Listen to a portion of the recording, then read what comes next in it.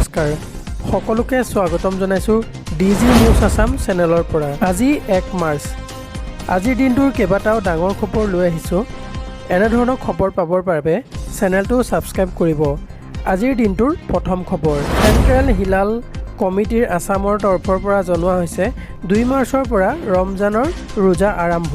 মুছলিম লোকসকলৰ বাবে অতি ভাল খবৰ। কাইলৈ 2 মাৰ্চৰ পৰা ৰমজান মাহ আৰম্ভ। এবাৰ আহিছোঁ দ্বিতীয়টো খবৰলৈ। শিক্ষাৰ্থীসকলৰ বাবে ভাল খবৰ, বিজ্ঞান শাখাৰ স্নাতক শিক্ষকে লাভ কৰিব হাইস্কুল প্ৰধান শিক্ষক পদৰ যোগ্যতা। শিক্ষক নিযুক্তিক লৈ ডাঙৰ ৰায় আদালতৰ। বিজ্ঞান শাখাত স্নাতক উত্তীৰ্ণ শিক্ষকৰ বাবে আহি গ'ল সুখবৰ। আদালতৰ নিৰ্দেশৰ পিছতেই প্ৰধান শিক্ষক পদৰ শুভাবিধি সলনি। 2023 বৰ্ষৰ পৰা স্থগিত হৈ আছিল প্ৰধান শিক্ষক পদৰ নিযুক্তি প্ৰক্ৰিয়া। স্থগিতাদেশ উঠাই লোৱাৰ পিছতেই ডাঙৰ ৰায় আদালতৰ। বিজ্ঞান শাখাৰ স্নাতক শিক্ষকে লাভ কৰিব হাইস্কুলৰ প্ৰধান শিক্ষক পদৰ যোগ্যতা। এইবাৰ আহিছোঁ তৃতীয়টো খবৰলৈ। গুৱাহাটীত নিৰ্মাণ হৈছে 800 কোটি টকাৰে গুৱাহাটীত নিৰ্মাণ কৰা হৈছে টুইন টাৱাৰ।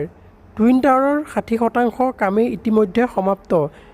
মুখ্যমন্ত্ৰী ডক্টৰ হিমন্ত বিশ্ব শৰ্মাৰ ঘোষণা।